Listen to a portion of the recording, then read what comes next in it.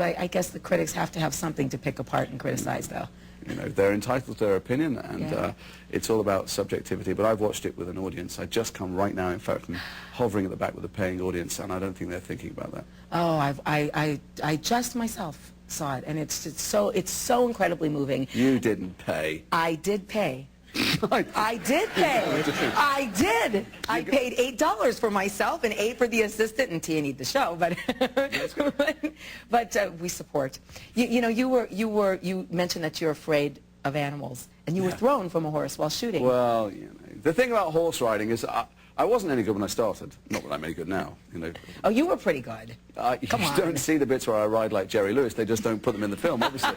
But you know, when I went for the audition, they said, "Can you ride?" And I said, "It's kind of semi-Olympic standard, yeah." And they went, "Right, he's lying. Let's send him to train to ride a horse." And they sent Mel and Heath and I out about a month early, and we went riding every day, and we learned to load and fire muskets and rifles and throw tomahawks and stuff. I mean, it was Sounds like pretty cool. Sounds like boot camp. I tried to give the money back; they wouldn't take it.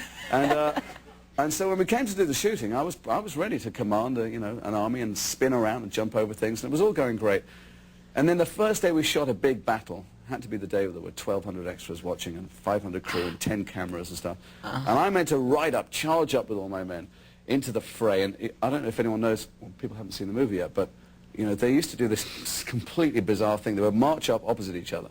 Yeah. Fire, die, fire, die, fire, Amazing. die. And then they go, well, that's 2 shots each, let's just fight. And then they just run in and then stab each other. Right. Kind of weird. But so I'm playing this guy who just can't, I don't want to wait for that to finish. I just want to charge in there and start chopping people to pieces. So I'm charging up, I charge on my horse. And as I get there, you know, it's quite difficult to coordinate a war. I don't know how they did it without walkie-talkies in the old days. Even we had trouble. And somebody gave the order for the British, my own side, to shoot, just as I got there. So I got 500 of my own men turned around with loaded muskets and bang! Right. So I'm going, charge! My horse went, no. And just stopped.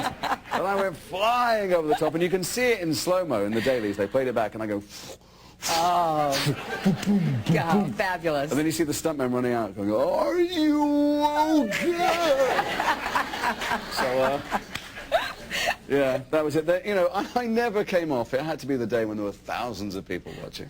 Fabulously humiliating, yes. It was. It was very good for my ego. All right. Well, if you want to hear a little bit more about Jason Isaacs and his ego and the movie, we'll be right back. Don't go away.